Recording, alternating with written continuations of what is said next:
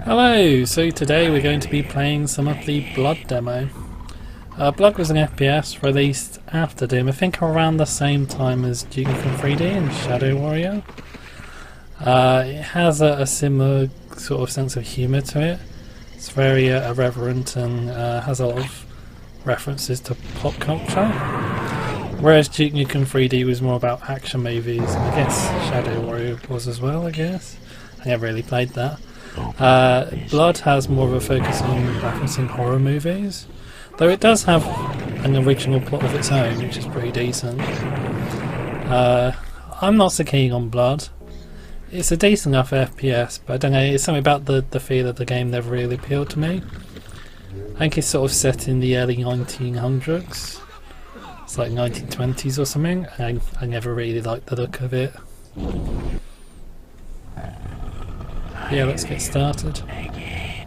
I live again. Little reference to Evil Dead 3 there. It does, much like Duke Nukem 3D, I think Shadow Warrior. Again, I never played that, so I'm not too sure. But at least like Duke Nukem 3D, there are pop culture references littered throughout the game.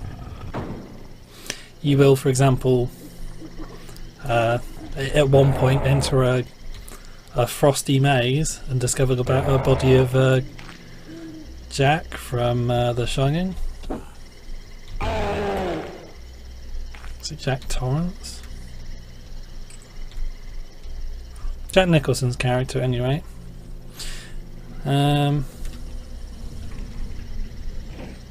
Yeah, I think. God damn! Look at all his bodies. I think this is one of the earliest games to feature an anti-hero as the protagonist.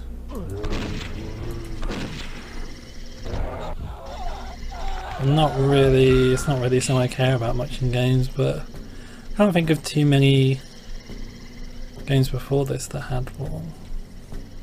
Because like Doom is pretty straightforward. You're the good guy. You might be blowing up monsters, but you're the hero. You're doing it for a good reason. As much as parents and politicians back in the 90s wanted to complain that Doom was an evil game, having a terrible influence on kids, you were the hero, even if you were like murdering stuff. Whereas in this, you are just kind of a jerk.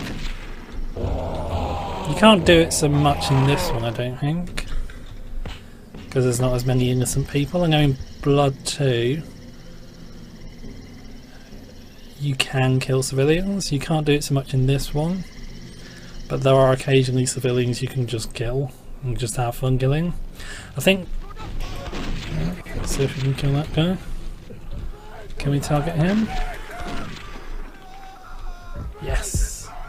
I think this is the sort of time in games where, or the pointing in games, and I think particular FPSs, where they started to play around with the idea of whether or not you were the good guy and what you could do. Like initially in FPSs, can we open that? Initially in FPSs and in games in general, you were always the good guy.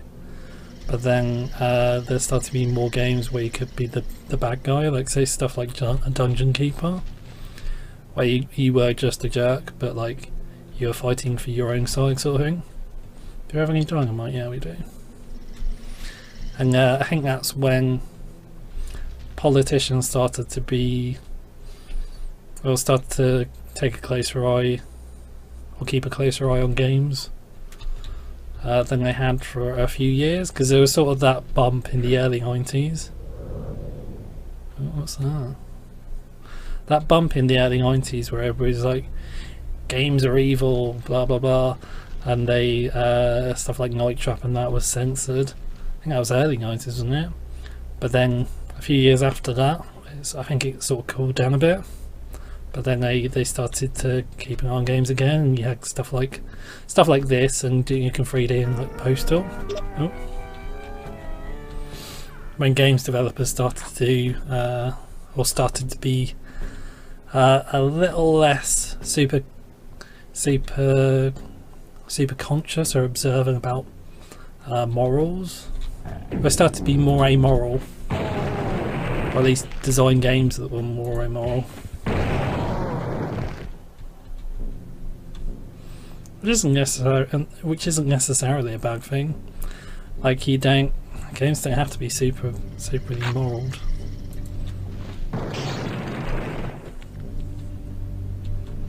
We can get in there, can't we? Yeah.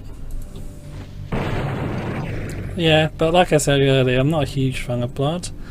I do think it's interesting though. Like, I like the design of the monsters. I'll show you once we get up to a zombie again, but like there's a very distinct visual style to the monsters and the enemies in the game. You can tell that like they actually make figurines for them and moved them about and then took photos of that to integrate into the game rather than just be hand drawn, which I think is what they did for Doom as well. They just like made toys and then took photos of them, or bought toys and took photos of them and altered them, and that made up the... Can we get on there? Oh. Was that hot? I don't know, it's just a table. They took photos of them and then put them in the game, or modified them, put them in the game. So this is pretty cool. I think it's a reference to, is it Return of the Living Dead? I always get all those zombie movies mixed up a bit, you know, like Night of the Living Dead, Return of the Living, Return of the Living Dead, Day of the Dead. All those films, like the Romero ones, and also the ones that sort of ate them and copied them a bit, were very. I always get confused. Just because of the names. The actual films obviously look different, but it's the one where the army creates a poisonous gas that turns people into zombies, and they put the corpses in capsules like this and like bury them, or I think they store some in a warehouse, and the gas leaking out is what zombifies everybody. But yeah, this is a neat little reference to that. Like I say, there's a lot of pop culture references in the game. So a little secret, if we can do it right, you get extra health in there. Oh, you can do this as well. Much like in Duke Nukem 3D, you can destruct the environment a bit. Only in certain areas though. It is actually running on the same engine as Duke Nukem 3D and Shadow Warrior, the build engine. I don't know if they modified it at all, or... There's actually some rats in there. But yeah, like I say, I've never been that big of a fan of the original Blood. Which is weird because I really like Blood 2. It's one of my favourite FPSs. I don't think it holds up as well as other FPSs now, but it was really good back in the day. So like with this guy, if you look at him, he obviously looks like a figurine that's been put together. He looks like he's been moulded from clay or something, and then they've just taken photos of that and used it in game. We won't play too much more. Don't know how much more there is I can say about it really.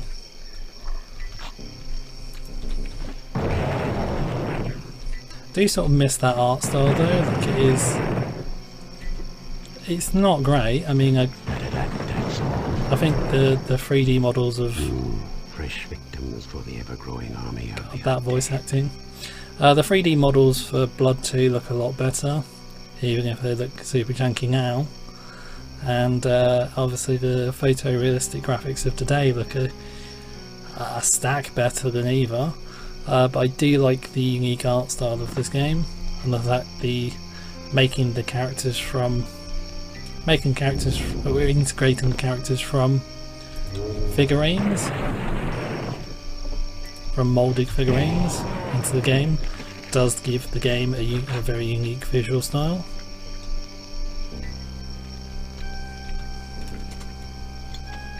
Which is something I can appreciate. I do not know why he's crawling on the floor there. He's gonna get up again, isn't he? Yeah, I think this is one of the things I don't like about the game. And like I prefer about games like Doom. I feel like once you kill an enemy they should just stay down. It's weird because like in a proper horror game, like a survival horror game, I'd be down with like enemies, or I am down with enemies that keep reviving. But in FPS it just feels sort of weird. I mean it's a cool idea, but it just doesn't appeal to me in FPS.